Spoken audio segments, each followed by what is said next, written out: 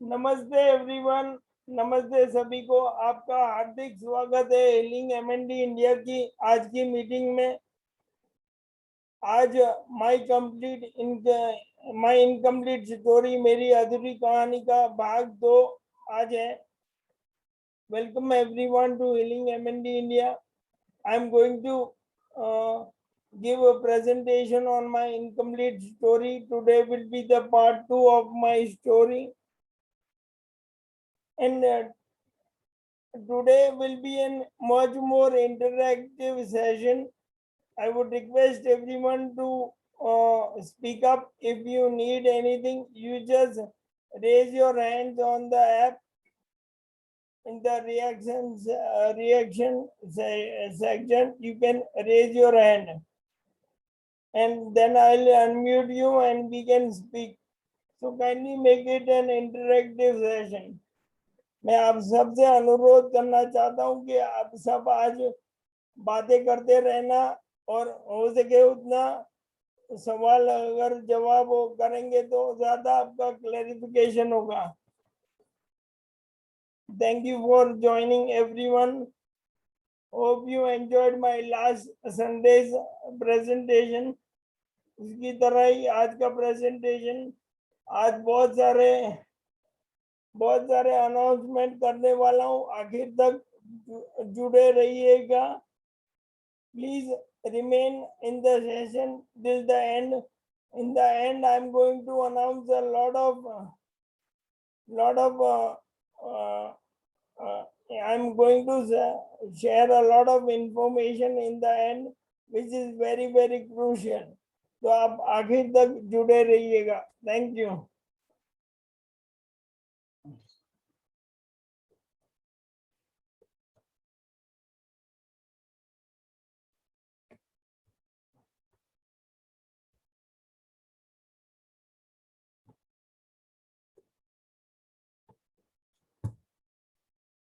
आप सबसे अनुरोध है कि आप जो भी अपना खुद का रिसर्च करें, और please don't ignore medical advice. Take advice of a medical practitioner. ये आपके लिए सिर्फ इंफॉर्मेशन सेशन है। Thank you.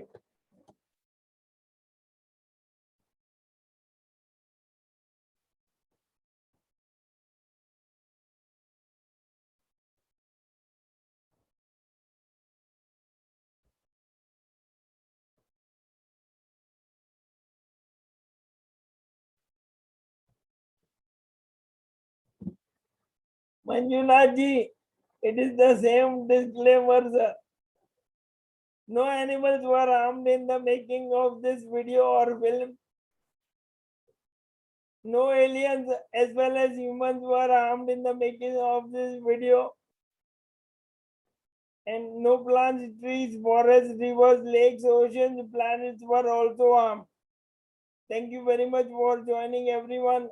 Hope you enjoy your ride on the part 2 series of my incomplete story. आप सबसे अनुरोध है, आप सब अपनी कुर्सी की पेटियां बांध ले और हमारे साथ मेरी इनकम्प्लीट स्टोरी की फ्लाइट पे उड़ान भरिए। तो basically this is the last week में हम इस पे एंड हुए थे, आपको पता होगा। Am I audible properly Manjunath ji? Okay. Welcome Rajesh ji, आपका बहुत बहुत शुक्रिया जुड़ने के लिए सर। Thank you sir. अभी हम लास्ट वीक में यहाँ पे आए थे। अभी यहाँ से मैं आगे लेता हूँ पार्ट 2 आज का। हमारी जो भी बीमारी है उसमें सबसे first and the foremost important is ये फिजिकल फैक्टर होता है। Physical factor is the first and the foremost thing. हम लोग रोज नॉर्मल काम करते हैं और ये बीमारी के कारण हम फिजिकली अनफिट हो जाते हैं। इसमें हमारा क्या होता है, ये हमारे मसल्स वेस्टिंग होना शुरू हो जाता है। मसल्स वेस्टिंग होना शुरू हो जाता है। इसमें सबसे पहले अपना लिम्स होता है, upper motor neuron, lower motor neuron. तो अपने हमारे लिम्स ऊपर असर होता है। किसी को बल्बर होता है, बल्बर उसमें पहले उनका स्पीच और स्वॉलोइंग इश्यू होता है और बाद में उनको लिम्स अफेक्ट करता है। और किसी को बहुत सीवियर होता है, उनको डायरेक्ट ब्रीदिंग और स्वॉलोइंग से इश्यू चालू होता है। जैसे हमने वो एक छोटी सी बच्ची का देखा था, वो 13 साल की थी, उनको बहुत सीवियर हो गया था, उनको वेंटिलेटर पे रखा था और उनको फीडिंग ट्यूब भी लगाया था। लेकिन अभी वो भगवान की दुआ से, योगा और होम्योपैथी से बहुत ठीक हो रही हैं। तो main is physical factor. Now, after physical, the most important thing is below, which is the emotional factor. Emotional factor ये होता है, हम बहुत ज्यादा सोचने लगते हैं। हमारे we try to enhance our emotion, we try to actually, हम लोग है ना, हमारे इमोशन ढक देते हैं, या तो हम अपना इमोशन एक्सप्रेस नहीं कर पाते हैं। अभी हमारे केयर टेकर्स होते हैं कि भाई उनको जो तकलीफ है वो बता नहीं पाते और हम हमारे इमोशन उनके साथ शेयर नहीं कर पाते। तो emotional factor is a very major factor in this MND और ALS disease. Third and the most important, what I feel is psychological factor. हम सोचने लगते हैं ये वाई मी। पहली बार अगर हमको डायग्नोज हुआ तो हम मालूम पड़ता है कि भाई इसका कोई इलाज नहीं है, तो हम भगवान से या जो हम खुद को पूछते कि वाई मी, मुझे क्यों ये हुआ, मैं क्यों चुना गया हूँ। तो that psychological factor is very very important. We need to overcome that psychological factor. We need to overcome the emotional factor, and that will only happen जो मेरे साथ हुआ है. It is true. We need to go a little bit into the spiritual thing. आप spiritual जाएंगे, मैंने खुद पे ट्रायल किया है, मैं आपको सबको बताता हूँ, मैं बहुत पॉजिटिव हूँ। लेकिन ये एक चीज है कि अगर मैं अभी 2-3 महीने से ये मेडिटेशन कर रहा हूँ, ध्यान कर रहा हूँ रेगुलर, आज मैं ये पोजीशन पे आ गया हूँ कि मैं दिन में 3 से 4 घंटा ध्यान करता हूँ, मेडिटेशन करता हूँ. It has help me very much. Spiritually, meditation has helped me so much that I am overcome my emotional, psychological or mental. All the factors I have overcome only through spiritual. अभी हम बोलेंगे कि भाई ये तो psychological है, mental है या इमोशनल है. हाउ स्पिरिचुअलिटी कैन हेल्प हमारा फिजिकल. बट मैंने ये ध्यान दिया है कि इफ यू बिकम स्पिरिचुअल, हमारा our mind becomes very much calm. Our mind comes very much in peace with the reality that we have got this disease. Now we are not here to fight the disease, we are here to fight our own mind. Actually, the thing is, the only person who can stop you from healing is you. अगर हम ठान ले तो हम ये कोई भी बीमारी को हरा सकते हैं. अभी ये सब होने के बाद और एक फैक्टर है विच इज सोशल फैक्टर। हम सोसाइटी से थोड़े अलग हो जाते हैं। We don't go to friends and family function, और सोशली हम डिस्कनेक्ट हो जाते हैं। और vice versa, they also stop coming to us. इसमें क्या करना है? इसमें ये करना है, ये जैसे मैंने ये ग्रुप चालू किया है, वैसे अपने को we need to find more friend, we need to find more family and friend, majorly friend whom we can share our feeling, with whom we can share our feelings,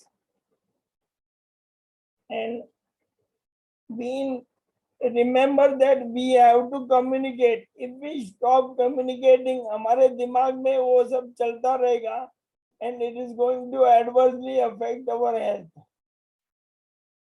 अगर हम कम्युनिकेट नहीं भी करते तो हम ज्यादा अंदर गुड गुड हमारे दिमाग में बहुत जबरदस्त घुटन हो जाती है। तो we have to communicate effectively with our caretaker. हमें हमारे केयरटेकर के साथ झगड़ा नहीं करना है, वेरी इंपॉर्टेंट।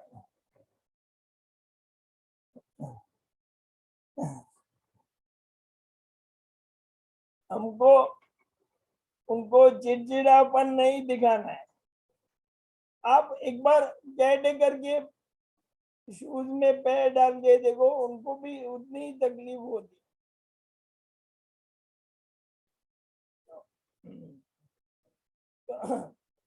तो हमें ना ये बीमारी में अपने को बैलेंस करना है। We have to balance our emotions, we have to balance our anger, we have to balance everything, and we have to take it forward. बहुत लोग, मैं आपकी बात क्या करता हूँ, मैं खुद भी झगड़ा करता हूँ, but it is very wrong and very bad. क्या होता है, केयरटेकर है ना, हमारी बात सुनना बंद कर देंगे। हमें वो नहीं चाहिए। हम we have to keep that communication on and ongoing all the time.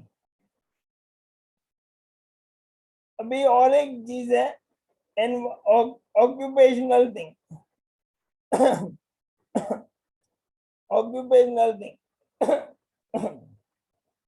ये बीमारी में हमारा मन, हमारा ब्रेन, हमारा मेंटल सिचुएशन, हमारा ब्रेन एकदम एक्टिव रहता है। इनफैक्ट बहुत लोगों का ब्रेन ये बीमारी के कारण और भी बढ़िया हो जाता है।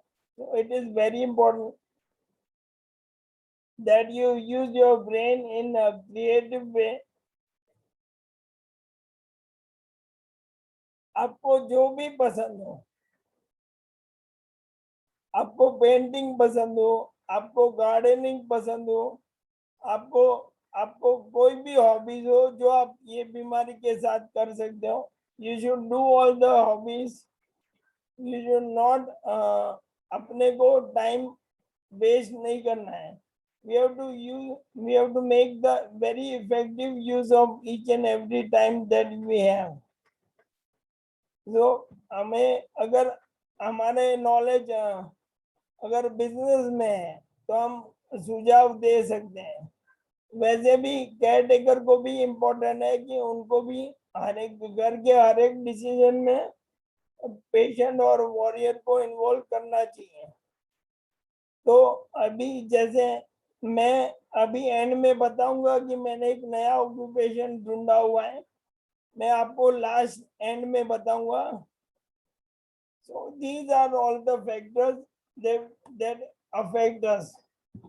अभी एक फाइनल फैक्टर है फाइनेंशियल फैक्टर। अभी आप लोगों ने देखा होगा कि हम बहुत सारे वीडियो देख रहे हैं, स्टेम सेल थेरेपी के वीडियो है। भाई आप हमारे पास आओ, स्टेम सेल कराओ और आप ठीक हो जाओ।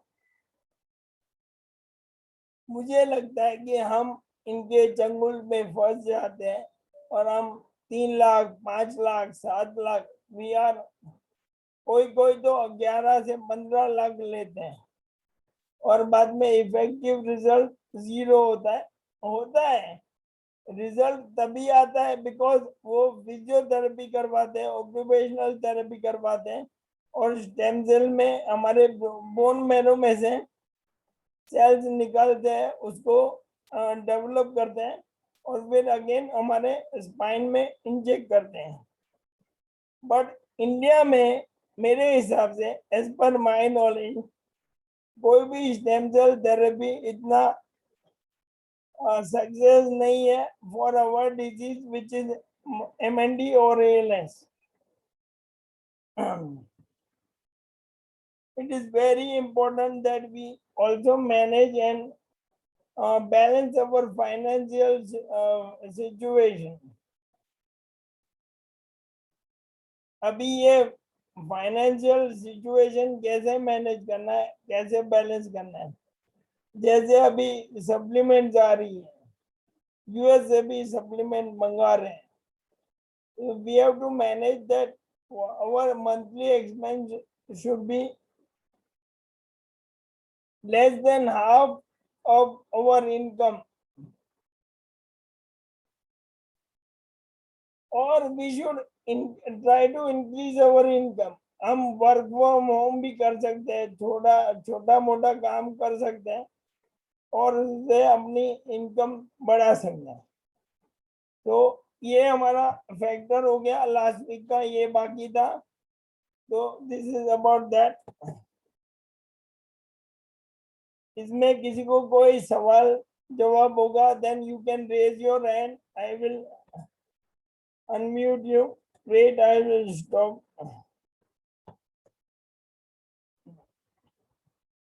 अब you can raise your hand, I will unmute you. ये कोई भी फैक्टर में आप if you want to speak you can raise your hand and unmute yourself. 1 second, I will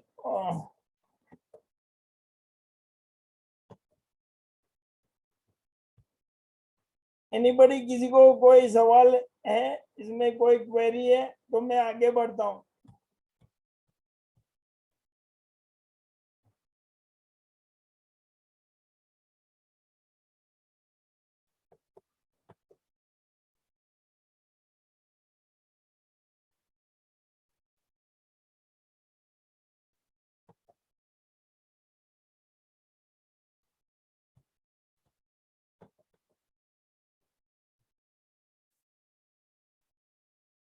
या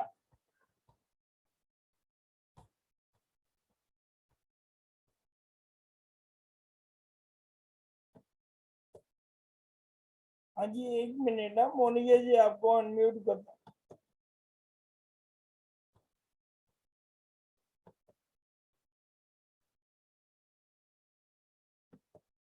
हाँ जी मोनिका जी बोलिए। पिनाकिन जी, मेरा बस यही है कि देखिए बहुत से लोग ग्रुप में ऐसे हैं इंक्लूडिंग माय फादर जो बोल नहीं पाते हैं, तो वो कैसे अपने आप को कोप अप करें, इन सारी प्रॉब्लम से कैसे डील करें, और सिर्फ वो इशारों से समझाते हैं। अभी नहीं मोनिका होती जी, है, उनकी इमोशनल साइकोलॉजिकल नीड्स कंप्लीट नहीं होती है जी। आई एग्री, ये वो कम्युनिकेट नहीं कर पा रहे हैं, इसके लिए हमने वो एक स्पीच थेरेपी सेशन रखा था। तो स्पीच थेरेपी में याचना करके डॉक्टर है, इनफैक्ट उनके फादर को भी ALS है, याचना के। आपने वो सेशन अटेंड किया था मैम? बिल्कुल बिल्कुल योर वॉइस इज नॉट। किया था हेलो, जी, किया था। हाँ तो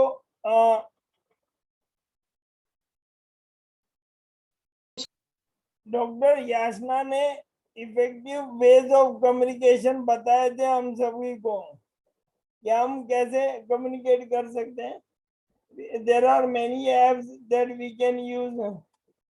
उन्होंने एक्चुअली मुझे वो भेजा हुआ है, मैंने गलती से वो शेयर नहीं किया है।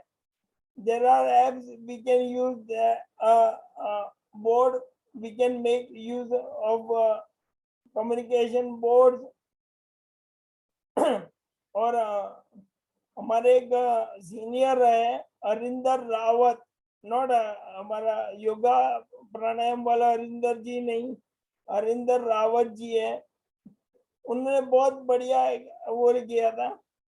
अगर कम्युनिकेशन नहीं कर पा रहे हैं तो आप एक चश्मा लीजिए, चश्मा के साइड में लेजर को आप रबर बैंड से लेजर लाइट को कनेक्ट कर दीजिए, सामने बोर्ड होगा उसमें A to Z लिखा होगा and all the communication alphabets and basic sentences. और लेजर ऑन करेंगे, उनका सर जरा सा हिलेगा और सामने लेजर से आपको बताएंगे कि अब उनको क्या कम्युनिकेट करना है। और एक चीज है, अगर आप बोल रहे हो कि वो नहीं कम्युनिकेट कर पाए देन और वो थोड़ा हिचकिचा रहे बात करने में, then we need to take counselling करना बहुत जरूरी है। काउंसलिंग करेंगे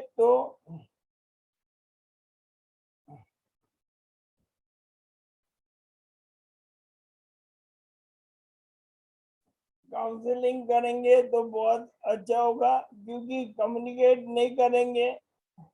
मैंने खुद ने देखा हुआ है, एक साल में बहुत लोग हैं जो अंदर ही अंदर घुट घुट के मर रहे हैं, हमारी बात नहीं कर पा रहे, emotionally and psychologically they are very sad. वो यही सोच रहे कि वाई मी, मुझे क्यों हुआ, और वो आगे का सोच के टेंशन में आ जाते हैं। और ये इंटरनेट पे भी ज्यादातर गलत ही दिया हुआ है, और वो मतलब इंटरनेट पे it is all exaggerated all the information. और इंटरनेट पे जो भी इंफॉर्मेशन है it is much more related to US than our local conditions. US में बहुत जगह पे लोग 6 महीने में जा रहे हैं, कोई कोई जगह पे 1 साल में जा रहे हैं, यहाँ पे वो नहीं है।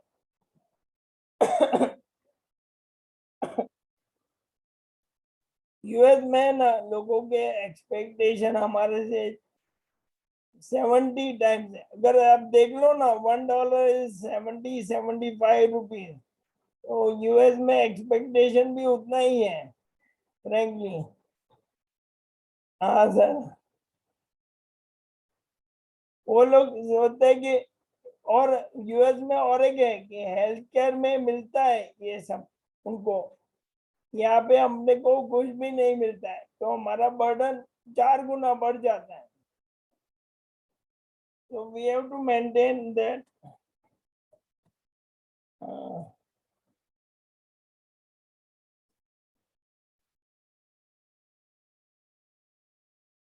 हाँ मोनिका जी, मैंने आपको अनम्यूट का ऑप्शन दिया, बोलिए।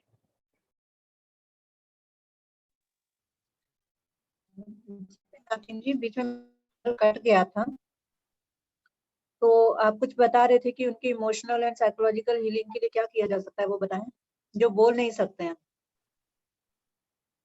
देखो, अगर ये कम्युनिकेशन ओनली बेसिक कम्युनिकेशन है तो जैसे ये डॉक्टर याचना ने बताया, we need to make communication board, या वो अगर लिख सकते हैं तो लिख के हमको बताएं, या फिर मोबाइल पे अगर चैट कर सकते हैं तो व्हाट्सएप पे चैट करके बताएं, या फिर अब जैसे बताया कि हरिंदर रावत जी है हमारे बहुत सीनियर, उनकी वाइफ को उन्होंने बहुत बढ़िया आइडिया दिया था। If she not able to even, तो उन्होंने चश्मा लगाया, चश्मे के साइड में यहाँ पे लेजर लाइट लगाई, और लेजर लाइट से सामने कम्युनिकेशन बोर्ड पे वो ऐसे सर हिला के बता दीजिए, हाँ खाना, ओके मुझे खाना चाहिए, बाथरूम पे लेजर, तो मुझे बाथरूम जाना है। So these are the ways in effective communication method. एक बार आप स्पीच थेरेपी का सेशन देख लीजिएगा, जी और इसमें और एक है, मैंने बताया कि साइकोलॉजिकल एंड इमोशनल अगर फैक्टर है, then counselling is very much important. Basic counselling तो मैं सबको ग्रुप में दे रहा हूँ, मैं सबके साथ वीडियो चैट कर रहा हूँ, और जो इतना हो सके उनको डिप्रेशन में जाने से बचा रहा हूँ। बट अगर केस सीरियस हो जाए, then counselling is very very important ma'am. ठीक है मोनिका जी। पिनाकिन जी।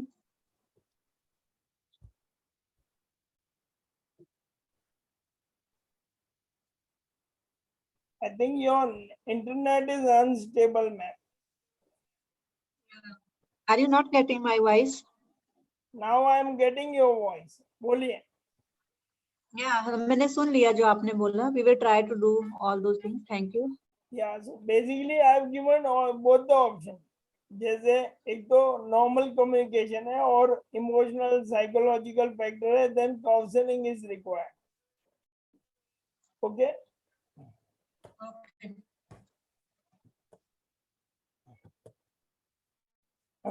अभी क्या हुआ है, मैं वो एक दूसरे ग्रुप में भी मेंबर था, तो मैंने जब भी मैं डायग्नोज हुआ तभी मैंने बताया कि मुझे तो डायरेक्ट स्टीफन हॉकिंग का मैसेज मिल गया है ना। आपने देखा होगा कि Stephen Hawking majorly all the time, भले व्हीलचेयर पे हो, उनको तकलीफ भी हो, he was always smiling. 90% of the time he was smiling. और मेरा भी वही है, मैं भी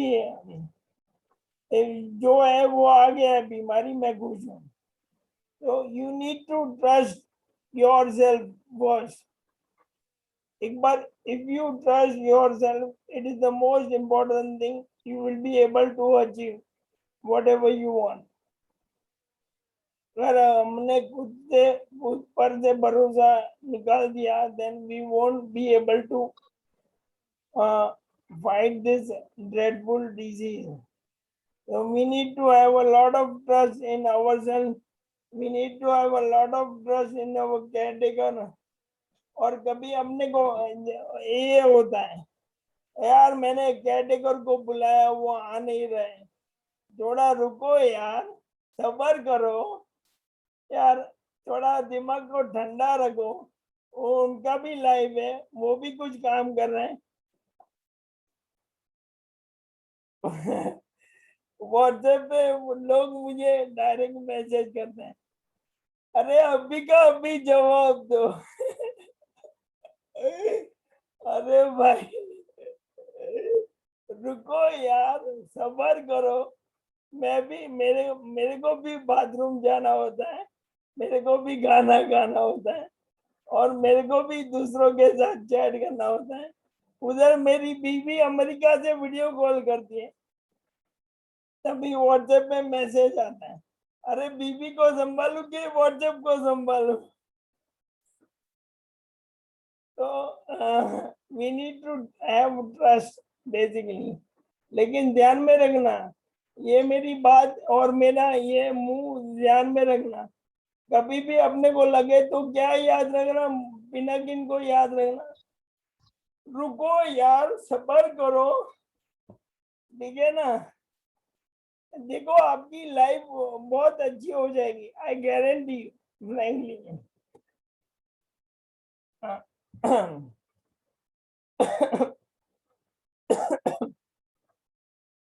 Now the second is we need to have faith in whatever we do. अगर हम कर रहे हैं कुछ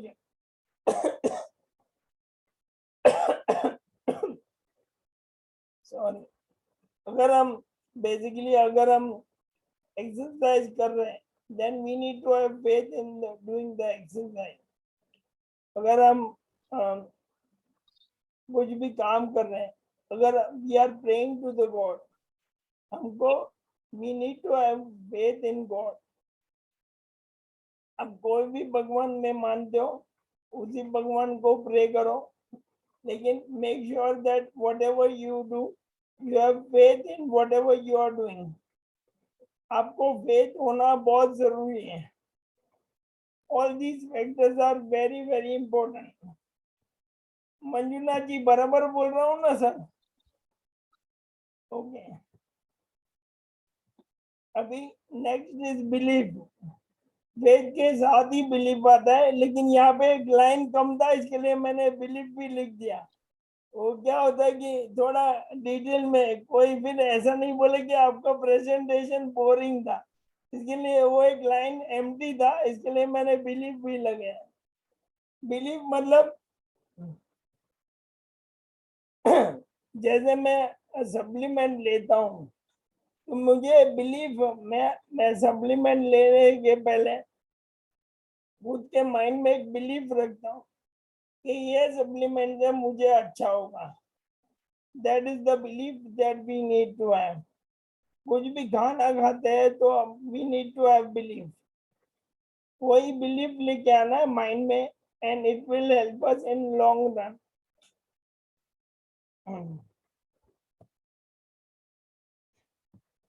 आई थिंक ज्योति मैम आज कनेक्ट नहीं है, ये बहुत इम्पोर्टेंट है।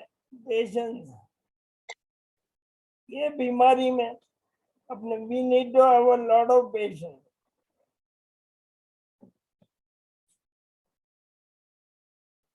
अभी मेरा रियल उम्र कितना भी हो, फॉर एग्जाम्पल अगर मेरा उम्र स्वीट 16 है, 16 बरस का हूँ, तो मैं खुद पे पेशेंस ये रखता हूँ कि मुझे 16 साल लग गए ये बीमारी को बॉडी में लाने के लिए, तो and I need 16 month to recover, या 16 into 2 32 months। we need to have patience, and अपने को है ना स्मॉल स्मॉल चेंजेस दिखेंगे, अपने को मेजर चेंजेस कभी नहीं दिखेंगे। मेजर चेंजेस कभी दिखेंगे जब या तो ऊपर से भगवान आए और हमारे ऊपर जादू की छड़ी हिलाए, या फिर कोई एलियन आके मुझे ठीक करके। हाँ सर, मतलब वो तो पॉसिबल नहीं है, जो पॉसिबल है वही बता रहा हूँ। we need to have a lot of patience। तो जो लोग जो लोग व्हाट्सएप कर रहे हैं, you need to have patience. अरे कुरियर वाला नहीं आया तो कल आएगा भाई, थोड़ा पेशेंस तो रखो।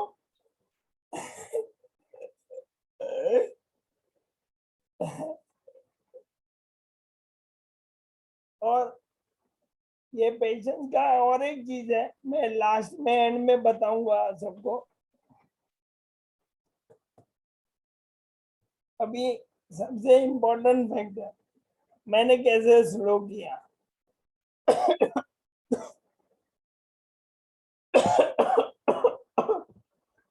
ये मैं बताता हूँ, पहले let's go to the next slide, क्योंकि अगर मैं ये बता दिया तो सब लोग लॉग आउट कर देंगे और मेरा आगे का स्लाइड रह जाएगा। तो let's go to the next slide, ये मैं बाद में बताता हूँ। चलो बहुत बहुत गुड गुड हो गया, अभी बैड न्यूज देता हूँ, ध्यान से देखो। परसों, day before yesterday, Friday afternoon I had a bad fall. मैं बहुत गंदा गिरा था, मुझे यहाँ पे लगा, यहाँ पे मेरा ये सर दीवार से लगा, यहाँ पे मुझे लगा और थोड़ा सा बैक पे लगा।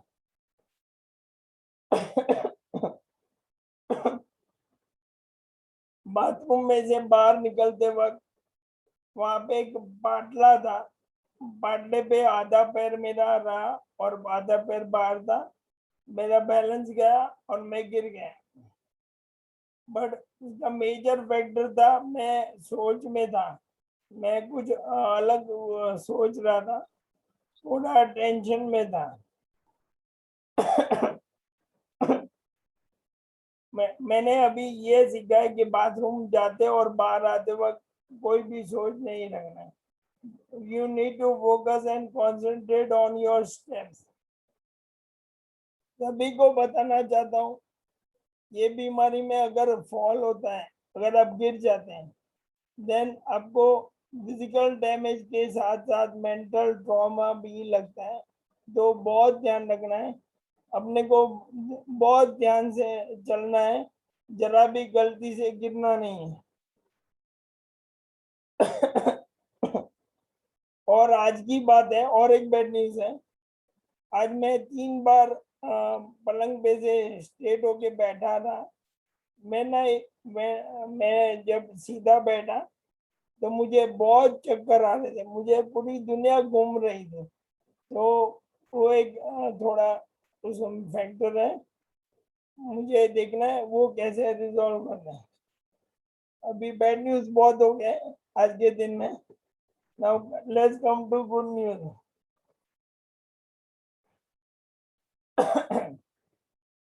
आपको पता होगा कि रूपल शाह के साथ ट्यूजडे को सेशन किया था। तो रूपल शाह के सेशन के लिए मैं नीचे उतरा था घर से, और मैं शेविंग और ये शेविंग करने और हेयर कट के लिए गया था, लेकिन बंद था। मैं घर पे वापस आ गया। इट वॉज अ ट्यूजडे, मंगलवार था। और फिर जब मैं घर पे वापस आया, आई थिंक मैं 2-2.5 महीने के बाद मैं नीचे उतरा हूँगा। तो घर पे आया तो ट्यूसडे इवनिंग से लेके वेडनेसडे को हमने वो एक मेडिटेशन सेशन भी रखा था दीप्ति शुक्ला के साथ। उस दिन से लेके वेडनेसडे, थर्सडे और Friday MND was giving me a lot of trouble in my legs. इतना जबरदस्त पेन था, मुझे चला भी नहीं जा रहा था, लेकिन मैंने कोई भी दवाई नहीं ली। वेडनेसडे, थर्सडे और फ्राइडे रात को मुझे थोड़ा अच्छा लगा। अभी इसमें गुड न्यूज ये है कि मैंने MND से बहुत जबरदस्त फाइट किया। It was fighting with me. It was giving me a lot of pain in my leg. It was muscular pain, and I fought very rigorously with MND. Okay, Saturday को ठीक हो गया। Sunday को आपने देखा होगा, last Sunday की meeting में मैंने प्रॉपर शेव किया था, हेयर कट किया था। संडे को मैं वापस गया था, almost the same walk, same step. और गुड न्यूज ये है कि संडे के बाद MND हार गया। It did not give me the pain. तो अपने को we need to challenge ourself. अगर हम कर सकते हैं then we need to challenge ourself. मेरे हिसाब से अगर ज्यादा थोड़ा पेन हो then we don't need to take allopathic medicine जिसमें साइड इफेक्ट होते हैं। ये मेरा एक सुझाव है। तो मुझे संडे को अपनी मीटिंग के बाद ऐसा लगा, when the pain did not come back, मुझे ऐसा लगा कि I defeated MND for that particular muscular pain. So that is my observation.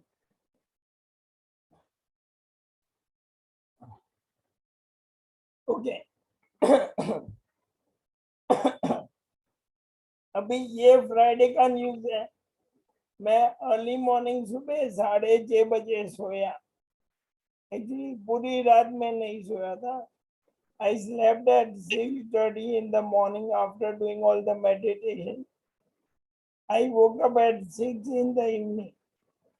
मैं 6 बजे शाम को उठा। ऑलमोस्ट 11 घंटे में सोया।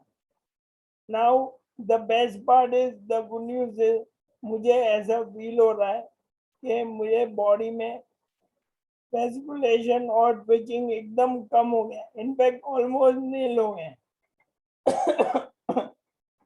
और अंदर से फील हो रहा है कि मेरा जो मोड है now it has change to healing mode. हम रेगुलेटर की बात बोलते हैं, हमारे घर पे पंखे का रेगुलेटर होता है 0 to 5। मुझे लग रहा है कि I reach 0.25% of that regulator. And आप सभी से अनुरोध है, आप सब मेडिटेशन कीजिए, it is very helpful. Meditation से आप कुछ भी कर सकते हो। You will be able to reprogram your subconscious mind with positive affirmation meditation regular करके। ये सबसे सस्ता, सुंदर और टिकाऊ सॉल्यूशन है।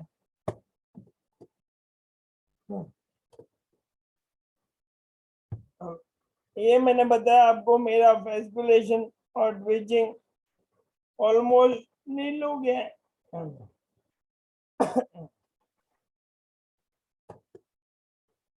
मेरा मसल वेस्टिंग भी एकदम स्लो हो गया है। मुझे लगता नहीं है कि अभी मेरा ज्यादा मसल वेस्टिंग हो रहा है। मैं एक्चुअली नेक्स्ट वीक में आपको मेरा वेट भी बताऊंगा। मेरा स्ट्रेंथ इन माय लिम्स आप देखेंगे। ये मेरे हाथ के फिंगर में ग्रिप बड़ा है मेरा।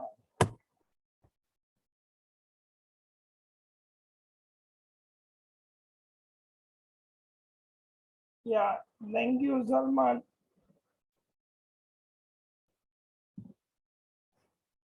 बेसिकली ये है ना, जो पेशेंट है, वॉरियर है, उनको ही फीलिंग होगा। और अपने को meditation, positive affirmation, mindfulness, we have to pray regularly और इससे ही ठीक होगा। मेरा swallowing तो बेस्ट ही है। मेरे घर वाले बोलते हैं अभी बस कर, बहुत खा रहा है। माई ब्रीदिंग इज नॉर्मल। मेरा ब्रीदिंग नॉर्मल है। I will show you my breathing. अब ये देख रहे हो, कैन यू सी दिस?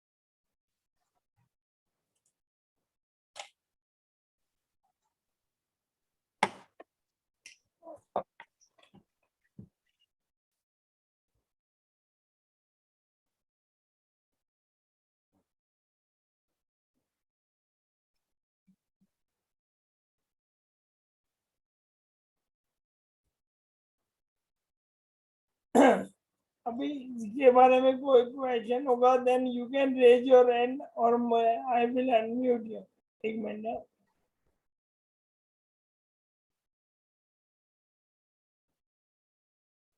एक minute.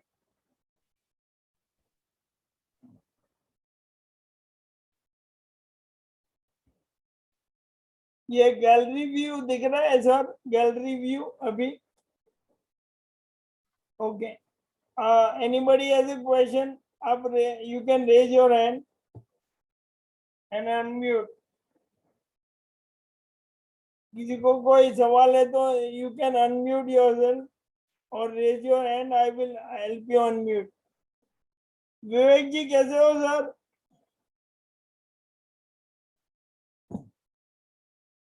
Okay great. No question तो मैं आगे बढ़ता हूँ।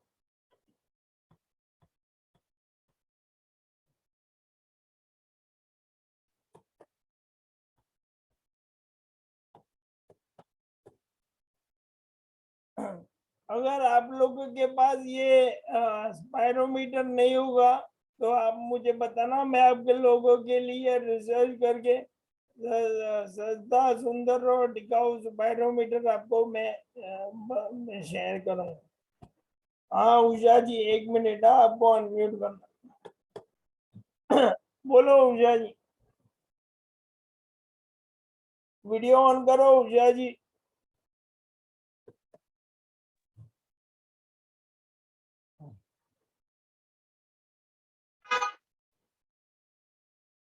हाँ, मेरे पास क्वेश्चन नहीं है क्योंकि पिनाकिन जी बहुत अच्छे से समझा रहे हैं, लेकिन एक सुझाव में अपने आप ढूंढा है। सबको कितना काम लगता है मुझे पता नहीं, एक तो मिनट, एक मिनट, पिनाकिन जी हाँ, वीडियो वीडियो चाहिएगा। हाँ 1 मिनट।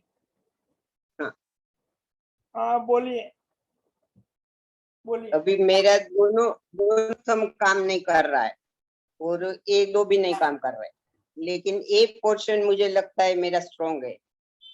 तो ऐसा कोई भी थैली पे रबर बैंड लगा हुआ है तो मैं खोल नहीं सकती हूँ क्योंकि ये मुड़ जाता है थंब। तो इतना एम्बेरस लग रहा था कि किसको बुलाओ किचन में, कौन खोल के देगा। फिर मैं जो पकड़ है ना हम किचन में यूज करते हैं बड़ा वाला, वो मैं जिप लॉक खोलने मैंने हमेशा यूज करती थी, लेकिन इसमें तो वो चले नहीं, इसमें कुछ छोटा चाहिए। तो मेरे ध्यान में था कि मिस्त्री लोग जो पकड़ यूज करते हैं ना उसका यूज करूँ तो शायद ये रबर बैंड खोलने का मेरा प्रॉब्लम सोल्व हो जाए। तो अगर हमारा ग्रिप ये और ये ग्रिप थोड़ा मजबूत है, ये रबर इतना टाइट लगा हुआ है, 3-4 बैंड लगा हुआ है, तो उसका एक ऊपर का पोर्शन ऐसे ढीला करके, इससे ढीला करके मैं रबर बैंड खोल देती, जो इतने टाइम मुझे दूसरे का हेल्प लेना पड़ता। ध्यान रखना आपको लगने ही जाए, हाँ ध्यान रखना आपको लगने ही जाए। ये पॉइंटेड है ना, इसके लिए बोल रहा नहीं, पॉइंटेड नहीं है, नहीं है, वो दिखने में है पॉइंटेड लेकिन अंदर से फ्लैट है। अभी ये इतना खुल गया है तो कोई भी अंगुली से हम उसको जोड़ करके, इससे भी पकड़ के जोड़ करके ऐसा खोल सकते हैं। एक एक पोर्शन उसका हाथ में आ जाना चाहिए अपना। मैं बोलती हूँ ना सबको कितना काम लगेगा मुझे पता नहीं, लेकिन I am very happy with this. नहीं, और बट इससे very good idea you are sharing, very good ये आइडिया। मैं दूसरा दूसरा भी मंगाया है बिना पॉइंटेड, दूसरा वो थोड़ा ऐसा ब्रॉड आता है, वो मिस्त्री लोग यूज करते हो। तो मिस्त्री घर में आया था ना तो मैं उसको समझाया, मैं बोला तू मुझे ऐसा ला के दे, तो उसने पॉइंटेड लाया, लेकिन ये पॉइंट के हिसाब से ये रबर खोलने में बहुत इजी पड़ता है। और जिप लॉक समझो ये ऐसा जिप लॉक है तो हम लोग खोल नहीं सकते, मुझे लगता है कोई नहीं खोल सकता होगा ऐसा जिप लॉक, क्योंकि उसमें भी ताकत चाहिए ना। तो फिर जिप लॉक में भी मैं ऐसा एक बाजू से ये इधर से पकड़ती हूँ और फिर इधर हथेली के कोई भी चीज से, नहीं तो ऐसा दो रख के जिप लॉक भी आराम से खुलता है। फिर पर्स का जिप है, पर्स का जिप वो भी खोलने में मुझे दिक्कत हो रहा था। 2-3 बार उसका पोजीशन चेंज करो, कोई बाजू में है तो तुरंत बोलेगा लाओ लाओ आंटी हम खोल के देते हैं, लेकिन मैं भी बोलती हूँ नहीं मुझे ट्राई करने दो। तो इससे वो पर्स का जिप खोलने का भी इतना इजी हो गया। ओके, तो ये मैं हैंडी रखने का सोचा है कि किधर भी जाओ इसको पर्स में रखने का, किधर भी कुछ भी काम पड़े। कभी क्या होता है पेपर है ना वो भी हाथ में से चटक जाता है, पतला पेपर पकड़ने को नहीं होता है क्योंकि थंब में ताकत नहीं है। तो वो भी मैं ऐसे पेपर किधर से उठाना है ना तो ऐसे उठा लेती हूँ इससे। तो ये नाइस। पकड़ है और इसका मैं मल्टीपल यूज कर रही हूँ। और इसमें मैं फ्लूट वाला भी मंगाया है कि थोड़ा चौड़ा कुछ भी है तो उसको इधर थोड़ा चौड़ा आता है, तो मैं बोला 2-3 मुझे लाके दे, एक पर्स में रखूंगी, एक किचन में रखूंगी, एक रूम में रखूंगी। तो अभी सबको कितना काम लगता है मुझे पता नहीं, लेकिन ये रबर बैंड निकालने में ने बहुत इजी हो गया। पर्स क्यों ओपन करना होता है? पर्स काय के लिए ओपन करना है? पर्स पर्स एमएनडी में तो बहुत ओपन करना पड़ता है। काय के लिए? लेकिन क्या निकालना है पर्स में से? पैसा से तो दुनिया चलती है, अरे बिना क्यों मैं पर्स प्रॉपर्ली ओपन कर सकता हूँ। अब जब भी पर्स ओपन करना है मुझे बुला लो। और हाँ, चलेगा चलेगा। हम लोग आपको भी यही जरूरत पड़ेगा मुझे लगता है। हम लोग सब है ना उषा जी के पास जाएंगे रबर बैंड थैली पे से निकालने के लिए। उषा मैम आपको ट्रेनिंग देना है सबको, हाँ, श्योर श्योर। लेकिन ये आपको 2-3 दिन से जब भी यूज आपको कर रही हूँ, ट्रेनिंग पक्का करती हूँ। जब भी आपको पर्स खोलना है तभी मुझे बुला लेना, मैं सब पैसे निकाल दूंगा, जरूर। Don't worry. ये असिस्टेंट का बहुत जरूरत है। मैं ज्यादा महंगा नहीं हूँ, मैं 1 घंटे का 150 रुपया ही लेता हूँ और मैं मिनिमम बहुत 1 अच्छा है, तो महीने का उसके लिए भी पर्स तो खोलना पड़ेगा ना, ये पर्स तो खोलना पड़ेगा ना उसके लिए। वही वही मैं मिनिमम 1 महीने का कॉन्ट्रैक्ट लेता हूँ, पर आवर ओनली 150 रुपया लेता हूँ। अभी आप कैलकुलेट कर लो। बहुत अच्छा। अरे 1,500 लो ना, चलेगा, भगवान का दया है। चलो बढ़िया है, 1 घंटे का 1,500 आज से मेरा चार्ज हो गया। याद रखना सब लोग, उषा बहन के पास जाऊंगा तो 1,500 रुपया पर आवर। चलो, और minimum contract of 1 month. Thank you Usha no बहन, problem. Thank you Usha no बहन, प्रॉब्लम। आपने बहुत बढ़िया आइडिया दिया, थैंक यू वेरी मच।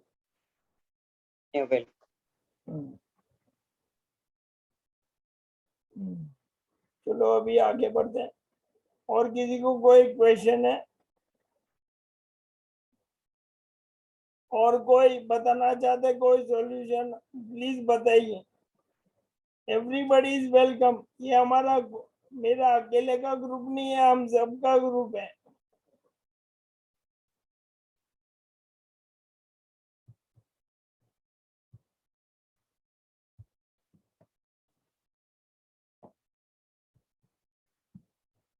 अच्छा अभी इस पे आते हैं, how I manage to slow my progression.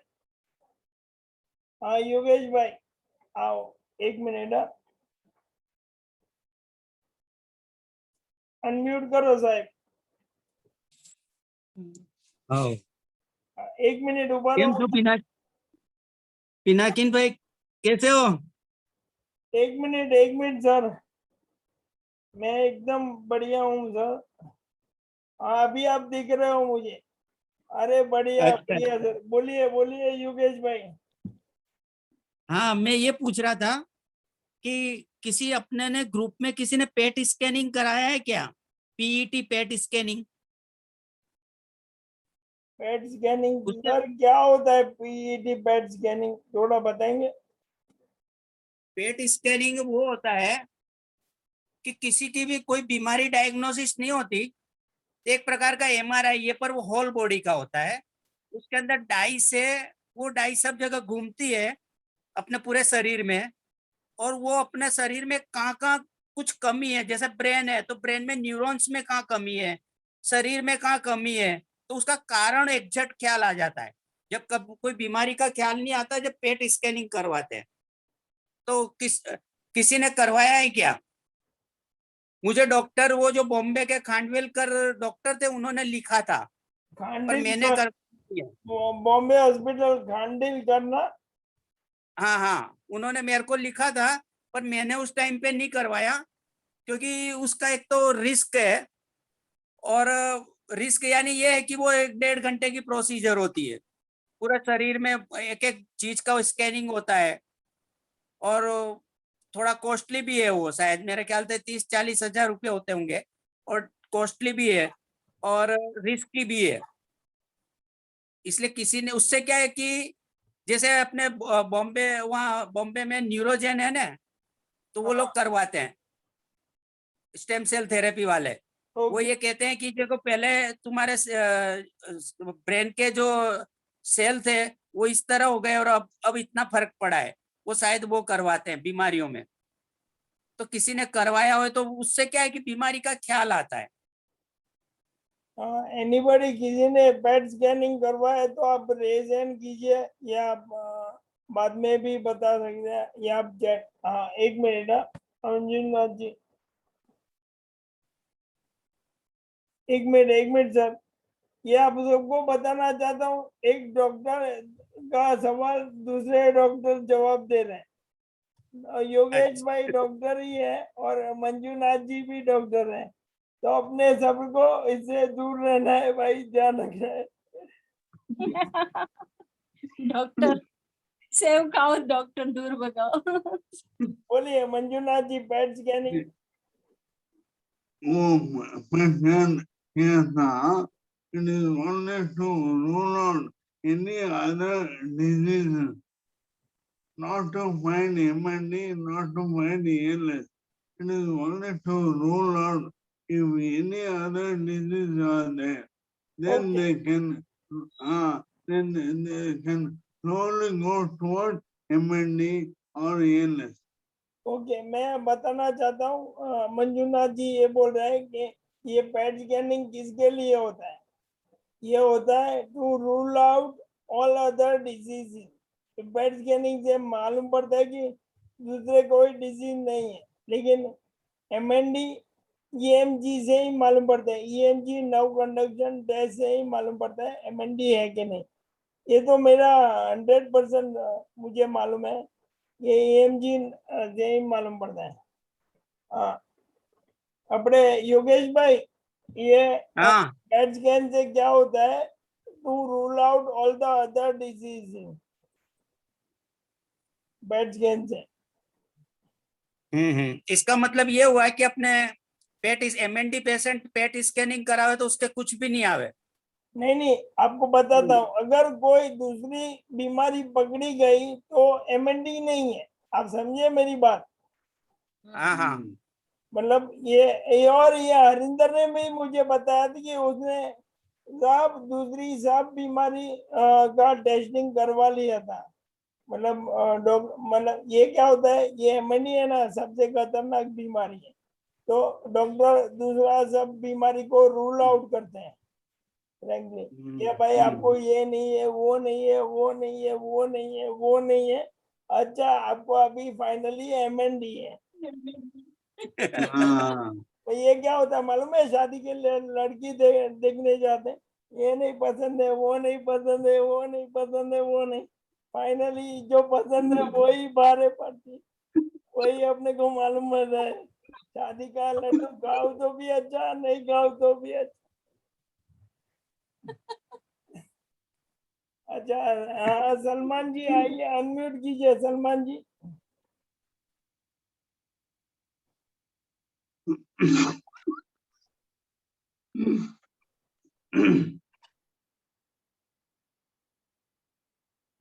जैसे योगेश जी ने बोला, हेलो। हाँ सलमान जी, वांदा नहीं, मैंने देख लिया आपको बिना कपड़ों के। नहीं, जैसा अभी योगेश जी ने बोला कि पेट स्कैन के बारे में, तो पेट स्कैन के बारे में तो नहीं बता पाऊंगा, लेकिन न्यूरोजेन में जब डैडी का हम लोग ने स्टेम सेल थेरेपी कराया तो उनका वहां पे कोई पेट स्कैन नहीं हुआ।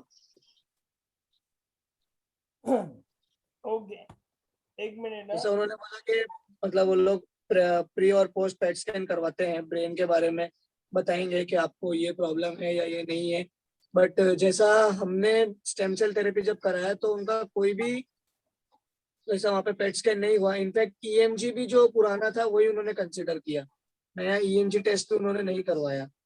आपने अप्रैल में करवाया था ना, ये महीने, ये साल के अप्रैल में ना? मार्च एंडिंग में। मार्च है। योगेश भाई, हाँ सलमान जी बोल रहे हैं वो न्यूरोजन में डैडी को लेके गए थे हाँ और वहां पे वो उन्होंने पेट स्कैन नहीं कराया था, उन्होंने सिर्फ हाँ ईएमजी का जो पहला ईएमजी टेस्ट था उसका ही रिपोर्ट देख के बताया। हाँ हाँ हेलो, उनको कोई फर्क पड़ा है क्या स्टेम सेल व न्यूरोजेन से? एक मिनट सर, बताता हूँ, पहले मेरी पूरी बात तो सुनो। पेट स्कैन आपको करवाना है, आप इधर आ जाओ, मैं 30,000 लेता हूँ, आपको बोल देता हूँ आपको कोई बीमारी नहीं है। हेलो, हमको तो ऐसा चाहिए कि आप एमएनडी भी नहीं है ऐसा कह दो। अरे वही बोल रहा हूँ, आप मेरे पास आ जाओ, जो मेरे पास रहेगा ना वो जल्दी ठीक हो जाएगा, गारंटीड बोलता हूँ। हाँ, अब हाँ, मंजुनाथ जी बोलिए सर। नहीं, PET scan is only meant to rule out any other major issue. Is not to find out any disease like MND. I agree. So, nobody does PET scan routinely. They only do if they want to progress in the diagnosis. They do not find Alzheimer's, they do not find dementia. These are all neuron related problems. So, I agree with doctor Manjunath ji. मैं पहले बताना चाहता हूँ doctor Manjunath जी allopathy के बहुत बड़े doctor हैं। ABCD जो भी लगता है पीछे सब कुछ लग गया है उनके पीछे, वो बहुत बड़े डॉक्टर हैं। तो उनका डिसीजन फाइनल है। PET scan से PET scan is only used to rule out all the other diseases, final. और मैं ग्रुप में भी पूछ लूंगा, आप डाल फ्री होंगे तभी डाल देना सर। ग्रुप में 181 लोग हैं, कोई तो जवाब देगा। अगर किसी ने जवाब नहीं दिया मतलब PET scan में और कोई ऑप्शन नहीं है। हाँ, और किसी को कोई उषा में आपको आपका हैंड रेज था, आपको कुछ पूछना? अच्छा सलमान, हाँ वो स्टेम सेल के बारे में बोलना चाहते हैं, बोलिए सलमान। मार्च में हम लोग ने स्टेम सेल कराया था, मार्च 2021 के एंडिंग में, यानी यही साल। तो अभी तो 3 से 4 महीना हो गया है। तो इम्प्रूवमेंट इन द सेंस उनका लेफ्ट हैंड मेरे डैडी का बिल्कुल भी नहीं चलता है, तो अभी भी कोई इम्प्रूवमेंट तो दिखा नहीं है। और दूसरा बीच में वो थोड़ा दिन बोलते थे कि थोड़ा स्ट्रेंथ उनका बड़ा है, थोड़ा चलने फिरने में तो उनका अभी कोई दिक्कत वैसे भी नहीं है, लेकिन उन्होंने बोला था थोड़ा एक्टिवनेस आया है। लेकिन अभी फिर से मुझे कोई ऐसा इम्प्रूवमेंट दिखा नहीं है स्टेम सेल के बाद की कोई बहुत मतलब बड़ा इम्प्रूवमेंट आया हो। Okay okay okay, thank you. Vivek ji आपको कुछ बोलना है सर? हाँ, अनम्यूट कीजिए विवेक जी, बोलिए। हाय, मैं स्टेम सेल के बारे में बताना चाहता हूँ। बोलिए। कि मैं भी पिछले साल मार्च में स्टेम सेल किया था। डॉक्टर योगेश शर्मा जी को बताना चाहता हूँ कि स्टेम सेल एक मतलब बोगस प्रकार है और हमारे MND या ALS के लिए वो फायदेमंद नहीं है। वैसे कैसे जब हम लोग जाते हैं डॉक्टर के पास, वहाँ स्टेम सेल के ऐड देख के या यूट्यूब देख के, तो वो हमें ये बताती है सीधा समझते हैं कि ये बीमारी अच्छी होने वाली नहीं है, लेकिन हम इसमें कुछ इम्प्रूवमेंट कर सकते हैं।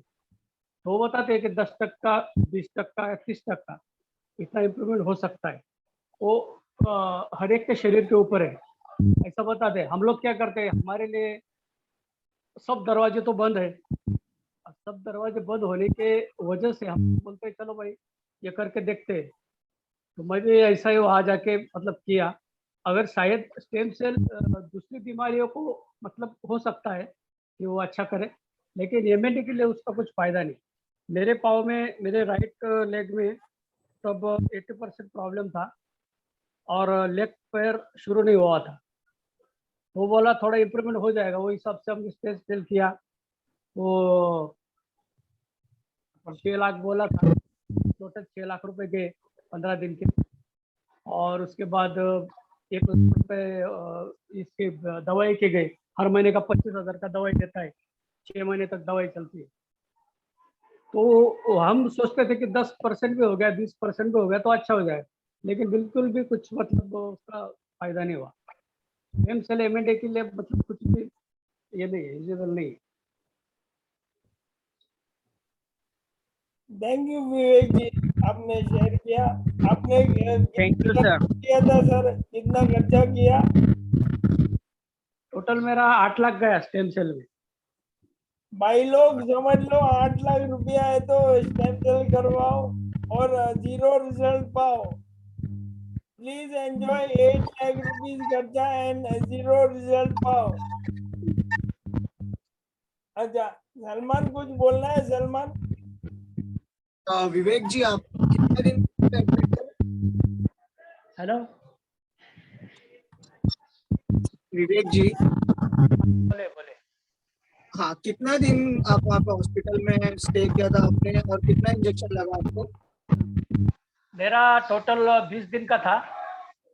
वो मैंने इधर मुंबई के पास रवाले करके है और अंधेरे में एक सेवन हॉस्पिटल है, तो दोनों जगह किया था। इधर स्टेम सेल किया था और फिर उधर ली थी। तो उनके वो इंजेक्शन, उनके वो आयुर्वेदिक दवाइयाँ सब मतलब साथ में देते थे। और एक दिन का 30,000 40,000 थेरेपी का होता था। वो ऑक्सीजन थेरेपी, ओजोन थेरेपी, वो और तरह तरह के एक मैग्नेट थेरेपी करके रहती है, मैग्नेट थेरेपी। वो सब वो मतलब थेरेपी मिला के उस ये करते हैं वो लोग। नहीं, जो अपना बोन मैरो जो आपको निकाला था, तो वो वाला इंजेक्शन कितना लगा? वो मेरे को वो 2 बार लगा था। अच्छा, मेरे डैडी को एक ही इंजेक्शन लगा। नहीं, वो कैसा है, वो बाद में फिर बुलाते हो। वो क्या करते हैं, एक बार बोन मेरो हो गया ना, आपको 3-4 महीने आप दवाई लो, उसके बाद फिर आओ, फिर खर्चा करो, फिर वो अपना जो बोन मेरो वो रखते हैं उधर। आपका भी होगा, मेरा भी है, वो फिर इंजेक्ट करते हैं। लेकिन ऐसे ही चले जाता है, मतलब खाली बर्बादी करते हैं। बरोबर। तो मतलब आप बोल रहे हो कि अभी मैंने अपने पास स्टोर करके रखा होगा, नेक्स्ट टाइम जब हम लोग जाएंगे तो फिर निकालेंगे नहीं, बोलो फिर से इंसर्ट करेंगे। एक बार जो निकाला है ना, पेट से जो हमारा निकाला है एक बार, और उन्हें उसमें से कुछ यूज किया है और बाकी रखते हैं। फिर वो कैसा है, 3 महीने 6 महीने में बार बार बुलाते हैं हम लोग, हमको। तो लेकिन वो उन्होंने कैसा है, नहीं, उन्होंने बोला हम निकालेंगे और उसको लैब में रिफाइन करके डाल। हाँ ऐसा करते हैं लोग। लेकिन हमने देखा 1-2 बार में मतलब कुछ 10% में न हो रहा, तो बार बार करके कोई फायदा नहीं। क्योंकि पहली बार अगर 5-6 लाख खर्चा आता है, तो दूसरी बार कम से कम 2 लाख तो आएगा। उसके बाद उसका गोलियां कुछ इम्प्रूवमेंट भी नहीं है उसमें। हाँ, अगर कोई इम्प्रूवमेंट नहीं है। अगर इतना पैसा जाने के बाद समझो भाई 10% भी इम्प्रूव हुआ है, तो आदमी मतलब करता है, चलो भाई कुछ ना कुछ तो निकलता है इसमें। लेकिन कुछ निकलता ही नहीं, तो फिर उसमें सब समय और पैसा की बर्बादी होती है। बराबर। सलमान जी, आपका कितना खर्चा हुआ? सर, मेरा तो कैसा था कि मैं आशा एक के थ्रू गया था। उन्होंने मुझे 250 बोला था फर्स्ट टाइम का, 6 डे हॉस्पिटल स्टे रहेगा और बाकी का अगर आपको टेस्ट वगैरह कराना है तो उसका 35,000 अलग से पे करना पड़ेगा। लेकिन मैंने EMG और MRI दिखाया जो 3 महीना पहले यानी दिसंबर करवाया था, तो उन्होंने बोला ये चल जाएगा, आपका 35,000 बाकी का बच जाएगा, लेकिन आपको 2,50,000 रुपीज करना पड़ेगा फॉर स्टेम सेल। बट मैं आशा होप के थ्रू गया और मैंने बताया कि फाइनेंशियली कंडीशन मेरा वीक है, तो उन्होंने 80,000 रुपीज में बोला था, 80,000 रुपीज आप अभी पे कर दीजिए और उसके बाद में मेडिसिन में भी जितना रहेगा तो हम लोग कम करेंगे। बट बाद में उन लोगों ने मेडिसिन में कुछ भी कम नहीं किया और मेडिसिन 20,000 25,000 की लिख के दिया था उन्होंने। ओके, तो मेरे समझने के अनुसार आपको 2.5 लाख का कोटेशन दिया था, और फिर because of the condition they stayed, उन्होंने बोला कि आप पहले 80,000 भरिए, राइट? करेक्ट 80,000 रुपीज में हॉस्पिटल का पूरा 6 डे का स्टे था। वहाँ पे आशा एक ने मेरी हेल्प किया। 80,000 रुपीज में उन्होंने पूरा 6 डे का स्टे था और बोन मैरो जो निकाला, रिफाइन किया, पूरा स्टेम सेल का प्रोसेस किया। एंड उसके बाद जो दवा उन्होंने लिख के दिया वो काफी महंगी थी और उन्होंने बोला था कि हम लोग दवा में भी कुछ कंसेशन करेंगे, बट दवा में उन्होंने नहीं किया। वो दवाई का कितना हुआ? आपने मुझे लिस्ट भी भेजा था, थोड़ा बताएंगे टोटल दवाई का कितना हुआ? अभी कैसा है, वो दवा मैंने पूरी परचेस किया ही नहीं और कुछ कुछ दवाई उसमें से मैंने परचेस किया, और क्योंकि इतनी सारी दवा मैं बॉडी को नहीं दे सकता, बॉडी भी इतनी सारी दवा एक्सेप्ट करना चाहिए, इसलिए उसके बदले मैंने उस पर रिसर्च किया। रिसर्च करने के बाद में उसका क्या यूसेज है और क्या उसका एडवांटेज है, उसके हिसाब से मैंने फ्रूट्स वगैरह देना चालू किया। ओके, और उसमें से कुछ दवाई मैंने जेनरिक मेडिसिन मेडिकल से खरीदी। फिर भी वो एक 17-18 हजार रुपया फर्स्ट मंथ की दवा में मेरा गया था, इतना ये सब करने के बाद। Okay, okay, thank you Salman ji. एक मिनट, विवेक जी कुछ बोलना चाहते हैं। विवेक जी बोलिए। मैं यही बताना चाहता था कि मतलब स्टेम सेल जो है ना उनका खर्चा तो मतलब उनके हिसाब से कुछ भी नहीं होता, लेकिन वो कम से कम अगर नया पेशेंट जाता है ना तो कम से कम 4 लाख का पैकेज देते हैं। कम 4 लाख, फिर उसके बाद वो पकड़ते हर महीने की दवाई चलता है, वो भी खर्चा चलता है। और वैसे देखा जाए तो उसमें आधा गोलियां आयुर्वेदिक का रहता है और आधा एलोपैथी का रहता है, और दवाई उन्हीं के स्टोर में मिलता है।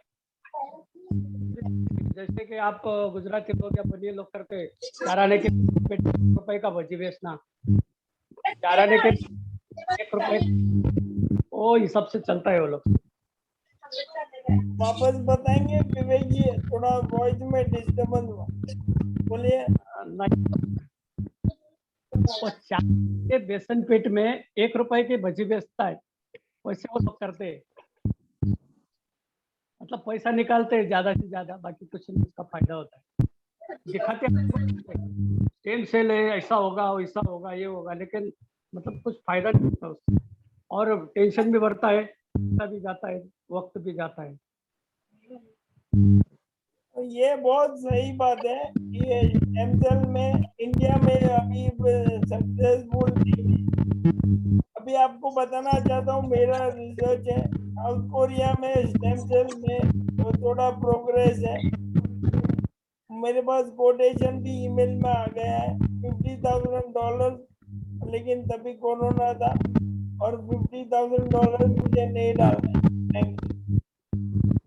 घर बार बेच के कहाँ जाएंगे सर?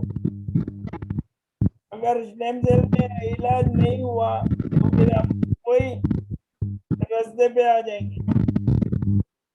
नहीं, लेकिन वो कौन से भी देश में हो स्टेम सेल, वो अलग क्या करेंगे, सिस्टम तो वही हो। नहीं सर, मैं आपको वही बताना चाहता हूँ। इसराइल में काडिमस्तान, KADIMSTEN,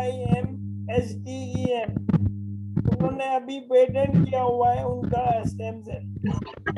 और मेरा, आपने देखा है मैं बहुत रिसर्च करता हूँ, मेरा रिसर्च के अनुसार इसमें जो आगे ट्रीटमेंट आएगा लॉन्ग टर्म में, भले 10 साल 20 साल के बाद, वो स्टेम सेल में आएगा ही आएगा। अभी सिंपल है, ब्रेनस्टॉर्म न्यूरॉन, ब्रेनस्टॉर्म का न्यूरॉन जो है वो स्टेम सेल है। वो वहां पे 100 में से 35 लोगों को अच्छा हो गया। एक बंदा तो दिखा रहा है कि मैं भाग सकता हूँ, मैं पुशअप मार सकता हूँ, और गोल्फ खेल रहा है, गोल्फ में प्रिसीजन चाहिए, गोल्फ खेल रहा है, और वो स्टेम सेल से ही है। और यूएस का जो न्यूरॉन का स्टेम सेल का नाम पकड़ के इंडिया वाले सब स्टेम सेल वाले अपने को लूट रहे हैं। सलमान जी, आप म्यूट करेंगे सलमान? लेकिन हेलो, अब बोलिए। स्टेम सेल को मतलब ऑथराइज है अपने इंडिया में या अनऑथराइज है? नहीं, स्टेम सेल ऑथोराइज्ड है, लेकिन उनके पास वो टेक्नोलॉजी नहीं है। आपको बताता हूँ पूरा बात। अपने ब्रेन बोन मेरो में सेल्स निकालते हैं, they have to process that cell. वो जो प्रॉपर प्रोसेस कर पाएंगे इस तरीके से वो सेल्स वापस जाके अपने बॉडी में न्यू जनरेट करें for upper motor neuron and lower motor neuron, और प्रॉपर्ली करेंगे तो ही होगा। और वो कंटिन्यूस प्रोसेस है, आपको 4 से 6 बार कंटिन्यू करवाना पड़ेगा। धीरे धीरे आपके जो नए सेल्स हैं वो रीजनरेट होंगे, आपके मसल्स को सिग्नल भेजेंगे, वापस आपका मसल्स। आपने देखा होगा बॉडी बिल्डर लोग कैसे मसल बनाते हैं, जैसे आपका ये प्रॉपर स्टेम सेल होएगा, उसके बाद आपका मसल्स धीरे धीरे रीजनरेट होना शुरू होगा। लेकिन इंडिया में कोई भी स्टेम सेल नहीं चल रहा है।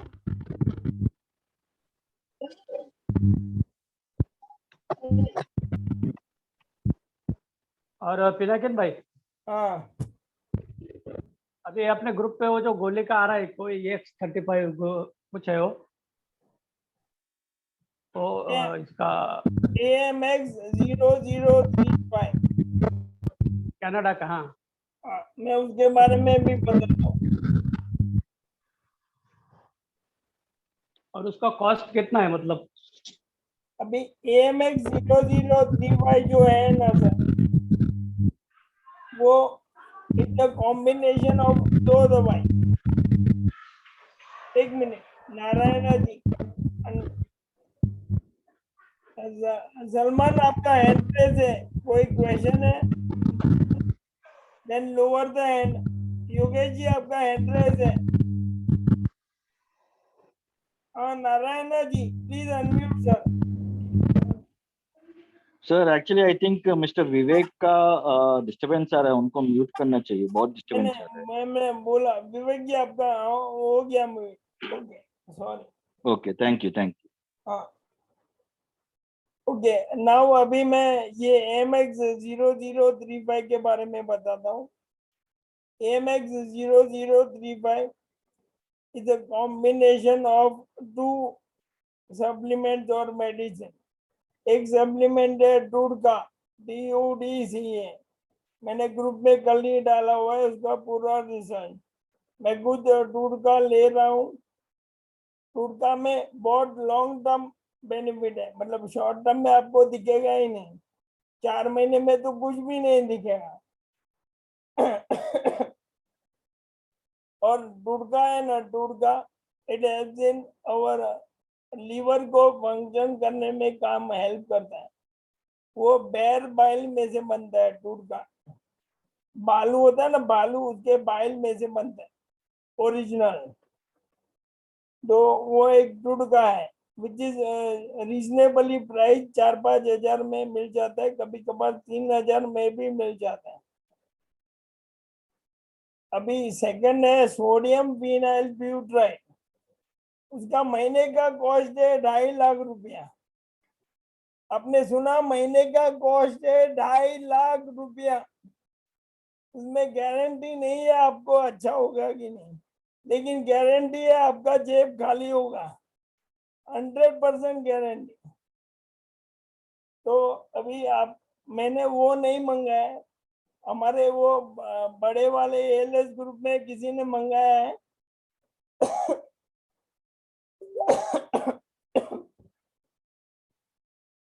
तो और AMX 0035 2-4 महीने में कनाडा में अप्रूव होने वाला है, ये भी बता रहा हूँ। इसमें उसका रिजल्ट भी अच्छा आया है, आई थिंक 40-50% के आसपास है, और वो कनाडा में अप्रूव होने वाला है।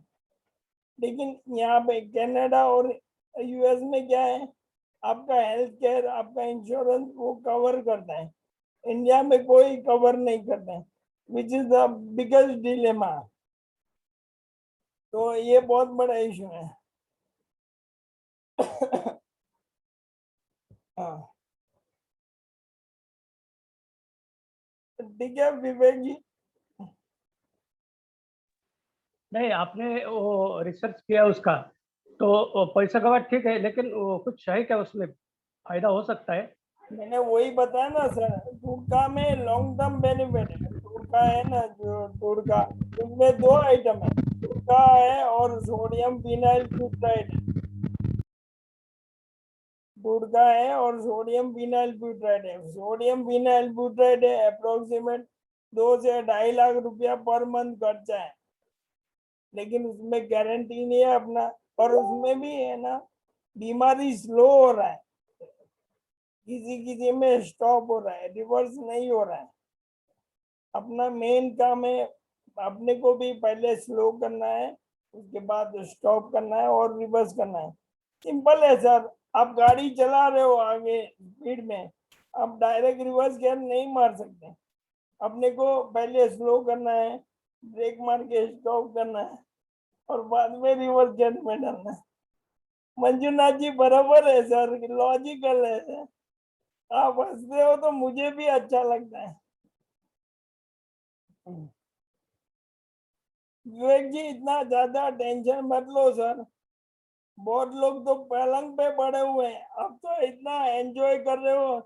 वो अभी भाभी जी बोल रही थी विवेक जी बहुत परेशान करते। No problem sir. चलो अभी आगे बढ़ते हैं, और किसी को कोई क्वेश्चन है?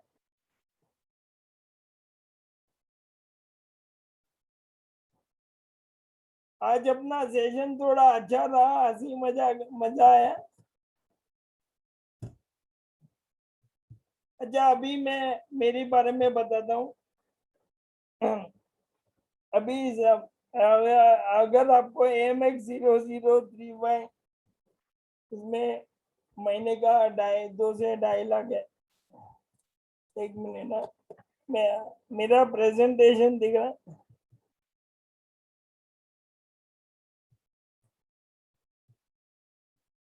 हाँ अभी मैंने कैसे स्लो किया वो बता रहा हूँ। मैंने 6 महीना हीलिंग ALS में सबका स्टडी किया। जैसे मैं ये ग्रुप संभाल रहा हूँ, वैसे मैं हीलिंग ALS का सोशल मीडिया मैनेजर हूँ। उनका भी व्हाट्सएप ग्रुप और फेसबुक ग्रुप मैं ही संभाल रहा हूँ। और ये मैं 6 महीना नहीं, 4 से 6 महीना मैंने स्टडी किया। कोई बोलता है मुझे ये चीज से बेनिफिट हुआ, कोई बोलता है मुझे वो चीज से बेनिफिट हुआ। तो मैंने सबका नोट किया और फिर मैंने रिसर्च किया कि वो सप्लीमेंट वहाँ पे वो लोग कितने में ले रहे हैं। तो वहाँ पे वो लोग सप्लीमेंट ले रहे हैं 195 रुपीज में, मतलब सब मिला के। और कोई कोई जगह पे वो 550 रुपये में भी ले रहे हैं, जैसे यूरोप में है, UK में है। क्योंकि वहां पे वो लोग मंगाते हैं तो उनको महंगा पड़ रहा है। एक सिंगल गोली का बोल रहा हूँ, 1 capsule 195, going up to 550 rupees. अभी हमारे ग्रुप के लिए मैंने, अच्छा उसके पहले मैंने क्या किया, मैंने आपको मेरे लास्ट सेशन में बताया, I started detoxing my self. मैंने गौमूत्र पिया, हिमालयन बेरी, वो जो हिमालयन बेरी आता है वो पिया, कर्क्यूमिन रेगुलर ले रहा हूँ, तुलसी का ड्रॉप्स ले रहा हूँ। और मैंने पहले मेरा बॉडी डिटॉक्स किया। हमें अपने को we have to make sure that all the toxic element in our body are taken out. उसके बाद ही आपके बॉडी में सप्लीमेंट का इफेक्ट होगा। उसके बाद मैंने लिव टू बी फिट चालू किया, टूर का चालू किया अपना, ये एल्सरीन चालू किया, और कोकोनट ऑयल पी रहा हूँ कोल्ड प्रेस। अभी लग रहा है कि थोड़ा फर्क पड़ रहा है, लेकिन जब भी मैंने 5GX रिसर्च करके ढूंढा, 5GX का आप सबको मैंने बताया, वो 195 वाली गोली इंडिया में मैंने ढूंढी 22 रुपए में, हरिंदर जी की मदद से। और हमारे ग्रुप के लिए पहले डिस्काउंट करवा दिया और मैंने लेना चालू किया। मैंने 1 मई से चालू किया अंटिल 20th में। मैं दिन में 2 बार ले रहा हूँ। 20th मई को मुझे मालूम पड़ा मेरे पैर में स्ट्रेंथ आ गया, मेरा बैलेंसिंग बेटर हो गया, मेरा हाथों की उंगलियों में ग्रिप बढ़ गई, मेरे नेक ड्रॉप, ये जो नेक ड्रॉप है वो कम हो गया, मेरा डाइजेशन वो ठीक हो गया, मेरा नींद खराब हुआ है, बट उसके अलावा मेरा बेनिफिट हुआ है। तो मुझे लग रहा है कि अभी मेरे को my thing has gone in the reversal. And आपको अभी मैं मेरा वॉक भी दिखा रहा हूँ।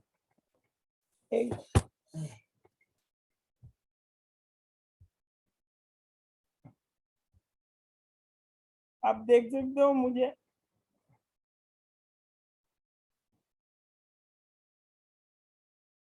हाँ आप ध्यान से देखना मेरा वॉक।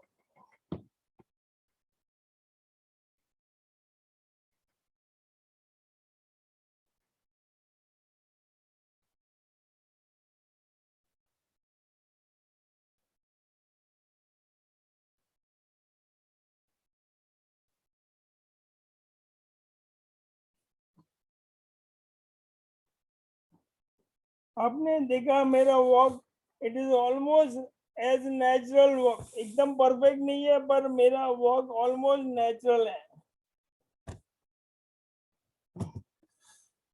अभी मैं ना उसको, there are lot of factors. एक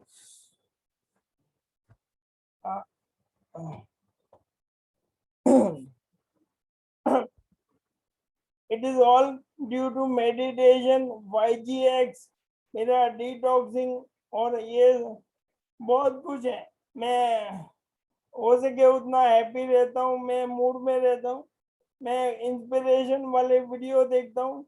आपने ग्रुप में देखा होगा, मैंने वो ठान लो वाला वीडियो डाला था, फिर अपने को वो बहुत सारे वीडियोस डाले हैं जो इंस्पिरेशन और मोटिवेशन वाले हैं। पहले मैं देखता हूँ, फिर आप सबके साथ भी शेयर कर। एवरीथिंग इज हेल्प, ऐसा नहीं कि एक चीज हेल्प करना है। Lot of things are there which is helping me, और लग रहा है कि अभी आगे पॉजिटिव रिस्पॉन्स मिलेगा।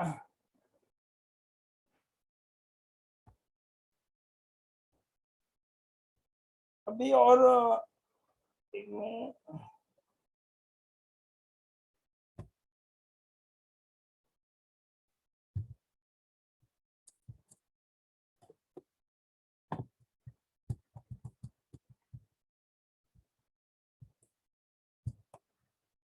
अच्छा, अभी किसी को कोई क्वेश्चन है आज के सेशन के बारे में, कोई भी टॉपिक के बारे में आप एंट्रेस कीजिए और अनम्यूट कर सकते हैं। एक मिनट।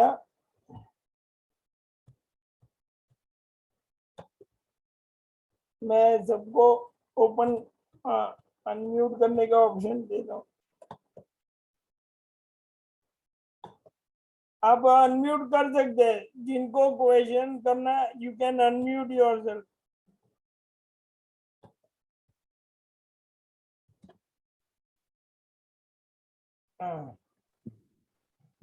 હેલો પિનાકિનભાઈ, કેમ છો? બસ મજામાં, કેમ છો તમે? મજામાં. હું તમને એક કોમ્પ્લિમેન્ટ આપવા માંગુ છું. પેલા શેઠ ને પૂછો, હા પાડે તો મને એમને પૂછો, એમને બોલો બોલો, પૂછીને કહું છું. કોમ્પ્લિમેન્ટ ની બહુ જરૂર છે, આપો આપો. ના ના, અમારા બંને તરફથી છે કોમ્પ્લિમેન્ટ કે લાસ્ટ મીટિંગમાં જે તમારું વોઇસ હતું ને એના કરતા આ મીટિંગમાં તમારું વોઇસ બહુ જ સારું છે. एकदम बहुत सरस। हिंदी में बोलो, सबको समझ में आएगा। हिंदी में, हाँ। मैं आपको एक बहुत अच्छा कॉम्प्लीमेंट देना चाह रही हूँ कि लास्ट मीटिंग में जो आपका वॉइस था ना, उससे ये मीटिंग में आपका वॉइस बहुत अच्छा हुआ है। अभी काफी इम्प्रूव वॉइस में। थैंक यू लग रहा है एकदम। Thank you so much ma'am. और आपको बताऊं, मैं इसका एक कारण है, और इसका कारण है ना आपकी पॉजिटिविटी जो है ना, सुपर पॉजिटिविटी वही हो सकती है। हाँ, सुपर पॉजिटिविटी। और मैं ये वीक में बहुत सारी गर्लफ्रेंड के साथ बात कर रहा हूँ, इसके लिए मेरा भी क्लियर हो गया। ओके एक्चुअली डायरेक्टली वही पूछता हूँ, आपको मेरा आई लव यू समझ में आता है, ऐसा ही पूछता हूँ।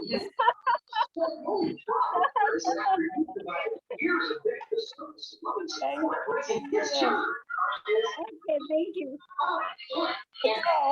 और एक बात बोलना चाहता हूँ, मैं ये स्टेटस में वीडियो भी डालता हूँ, मुझे बहुत वीडियो मेरे व्हाट्सएप स्टेटस में ऐड करना। आई थिंक बहुत सारे लोग देखते भी होंगे मेरा वीडियो, व्हाट्सएप स्टेटस मैसेज और वीडियो, मैं वो भी डालता रहता हूँ, मेरा शौक है, मैं वो सब काम करता रहता हूँ। और संपत जी कैसे हो सर?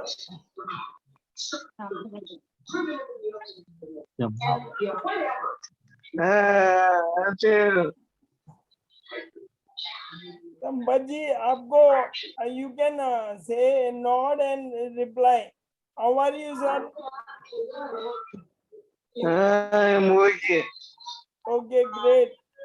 Thank you. जो आपको देख के बहुत अच्छा लगा Sampat ji. Thank you, thank you. Great sir. और किसी को कोई क्वेश्चन है आप अनम्यूट कर सकते हो और कॉम्प्लीमेंट भी दे सकते हो।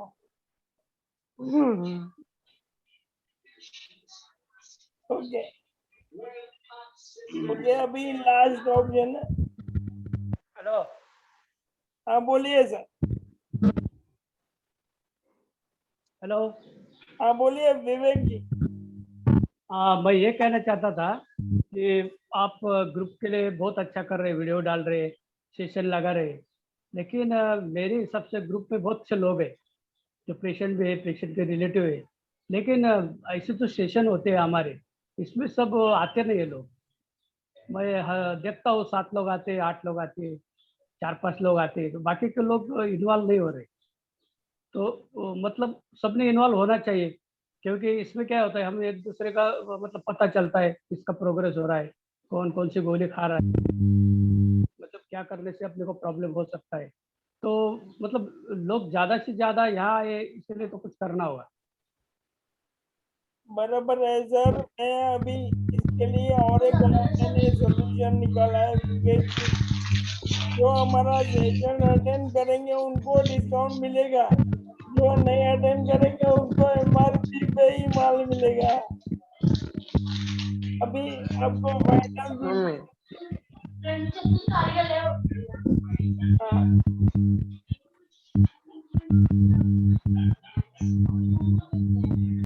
अभी लास्ट फाइनल गुड न्यूज देता हूँ। हाँ, एक मिनट ना।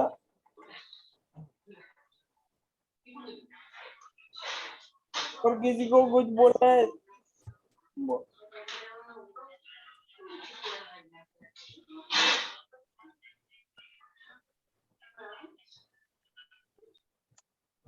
ओके, अभी है ना, मुझे थोड़ा सबका सपोर्ट चाहिए।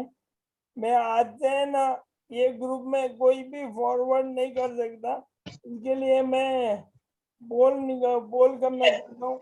अगर मेरी बात सही है तो आप मुझे, गलत है तो बताना। हमारे ग्रुप में बहुत सारे आड़े टेढ़े फॉरवर्ड आते हैं।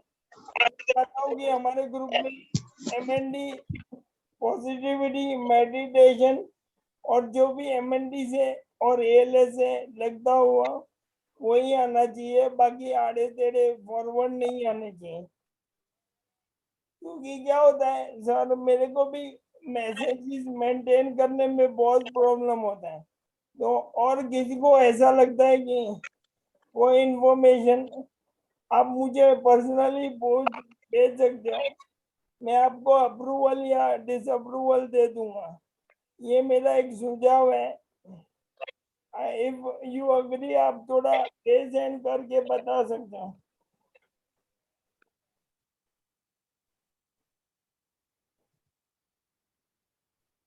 Thank you Narayana ji, you agree to my. Manjunath ji, you also agree, thank you sir.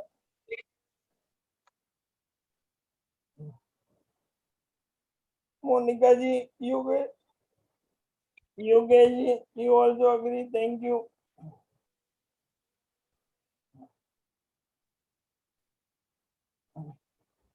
और ये बहुत Sampath Kumar ji, thank you sir.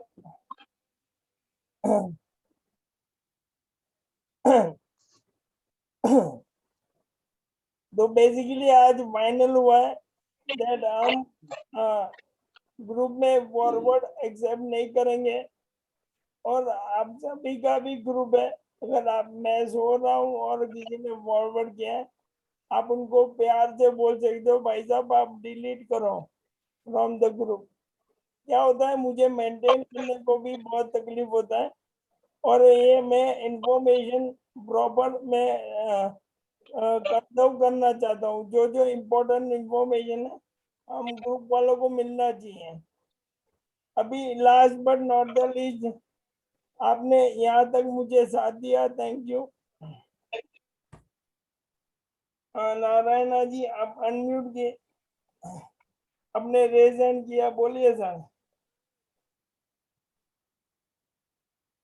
Narayan ji.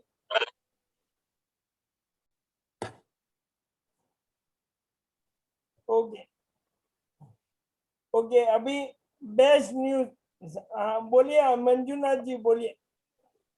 अभी मेडिसिन आपने जो ले रहे हैं, ये मेडिसिन कितना दिन लेना पड़ेगा, बाद में आपको कैसे मालूम पड़ेगा ये मेडिसिन काम नहीं करे, दूसरा लेना, नहीं तो पूरा मेडिसिन साथ में एक ही बार नहीं ले सकते। हाँ मतलब आप यह क्या बोल रहे हो कि जो मेडिसिन है आप साथ में नहीं ले सकते? I want to know, you are taking so many medicine. How do you know this medicine is working or not working? For how long you are taking? Then you have to decide, oh, this medicine is not working. Then I have to go to some other medicine. And then how you will make to know some medicine works for 6 weeks, some medicine will take 3 months, some medicine will take 1 month. How will you decide? Sir अभी मैंने वो गौमूत्र cow urine बंद कर दिया है, Himalayan berry बंद कर दिया, तुलसी ड्रॉप भी अभी कम कर दिया। Why you months here? Why do you stop all Because that? मुझे फील हुआ कि मेरा डिटॉक्सिफाई हो गया बॉडी। आपको ऑटोमेटिक अंदर से बॉडी जवाब देगा कि आपको डिटॉक्सिफाई हो गया, आपका फटीग लेवल चला गया, you are much more energetic and all. और उसके बाद मैंने लिव टू बी फिट चालू रखा है, टुटका चालू रखा है। टुटका लीवर के लिए काम आता है, लेकिन long term, very long term, not very short term. और टुटका बहुत बढ़िया है, लीवर के लिए काम। लीप भी बहुत बढ़िया है। लीप में अंदर 3 कर्क्यूमिन है, अलग अलग प्रकार है। लीप के अंदर सेलेनियम है, selenium. Now what is the use of selenium? Selenium अपने बॉडी में हेवी मेटल को बाइंड करके बाहर निकालता है। It is like a magnet, selenium. वो क्या करता है, हेवी मेटल को ऐसे पकड़ेगा और अपना बाउल सिस्टम से बाहर निकालेगा, क्योंकि हेवी मेटल अपने बॉडी में चिपक जाते हैं और वो अपने को न्यूरो बीमारी देते हैं। एक मिनट, हाँ बोलो योगेश भाई बोलू जी, योगेश भाई।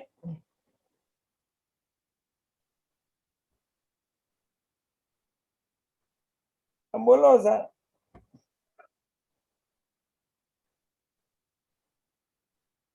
हाँ योगेश भाई। ના ના આ તો ફોન આવે છે ને એને ડિસ્કનેક્ટ કરું છું વારંવાર। Okay okay okay. गर्लफ्रेंड हो तो मारो नंबर आप ही दो।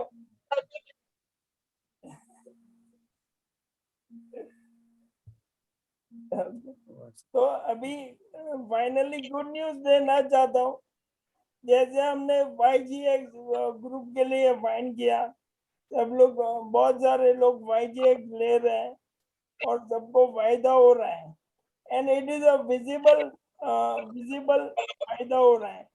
मैंने अभी बताया YGX, I think Sampat Kumar ji ले रहे हैं, मंजुनाथ जी ने अभी स्टार्ट किया है, विवेक जी ले रहे हैं, विनीता जी, कुरियर आएगा, सबर करो, थोड़ा ठहरो, आपका कुरियर निकल चुका है, आएगा। अनीता जी ले रहे हैं, नारायणा जी उन्होंने दूसरी बार ऑर्डर किया, इसको मत करने जल्दी, जी ले रहे हैं। ये बंद कर यहाँ से, मेरा तो बिगड़ रहा है, सब सुना ही नहीं दे रहा है। हाँ क्या हुआ?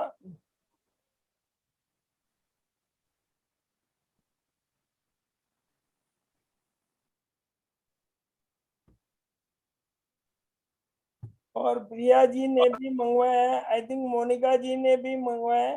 तो मोस्टली सभी लोग ले रहे हैं ऑलमोस्ट, और सभी को थोड़ा थोड़ा फायदा हो रहा है 5G से। अभी बेस्ट न्यूज है, मैं और हरिंदर जी और एक छोटा टीम है, we have already started on CBD oil and THC research. Group में सब लोग डाल रहे हैं CBD ऑयल THC। अरे रुको थोड़ा सब्र करो, हम लोग ट्रायल कर रहे हैं भाई, विदाउट ट्रायल हम नहीं दे सकते हैं। और CBD ऑयल और THC है ना, अपने को डॉक्टर का आयुर्वेदिक डॉक्टर का प्रिस्क्रिप्शन के साथ ही लेना पड़ेगा। हरिंदर जी ने ऑलरेडी चालू कर दिया है लेना, मैं मोस्टली नेक्स्ट वीक से चालू करने वाला हूँ, once I get the prescription and I get the medicine। और by 15th August I will give you all freedom।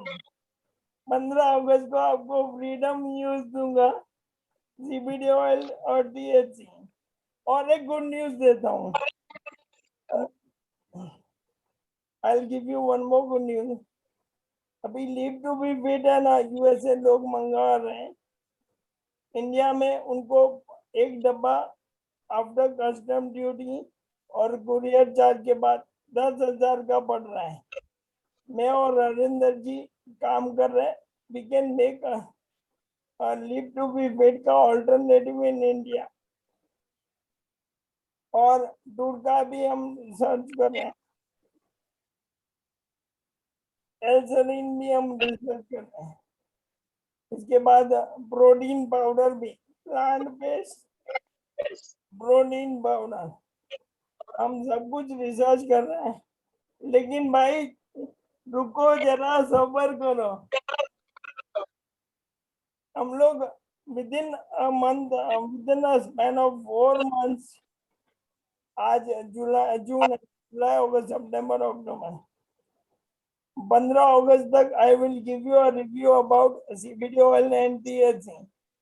CBD oil और THC लेंगे with coconut oil, it can pass the blood-brain barrier, and once it has passed the blood-brain barrier, you will be able to regenerate your cells, which is very good for all of us। और नवंबर तक हम और भी सब option लेके आ रहे हैं, leave to be fit का ऑप्शन, डुडका का ऑप्शन, एल्सरीन का option, plant based protein powder, regular protein powder, और भी बहुत सारे प्रोडक्ट हैं। मैं अभी बता दूंगा तो आपको आगे मजा नहीं आएगा। तो ऑल द बेस्ट, और किसी को कोई क्वेश्चन है तो आप पूछ सकते हैं। आज विनीता जी बहुत खुश है आज।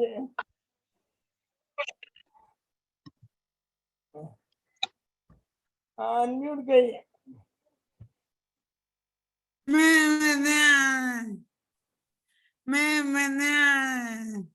हाँ हाँ, विनीता जी ने मंगवाया है, उन्होंने बहुत ज्यादा कस्टम ड्यूटी पे किया है ना? मैंने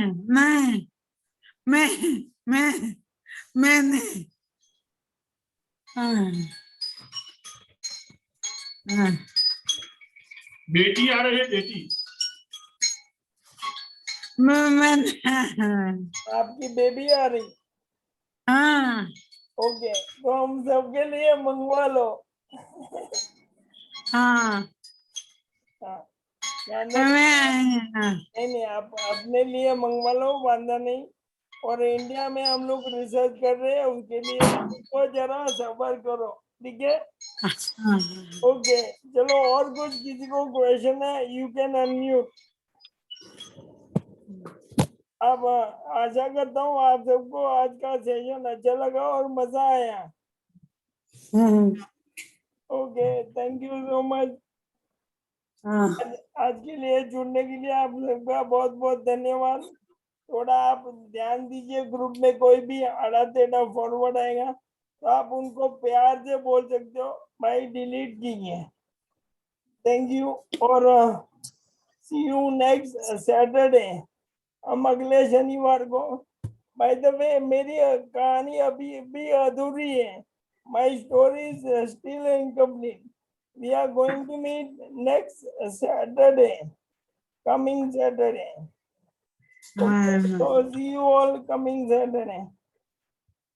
Thank you all and have a good day.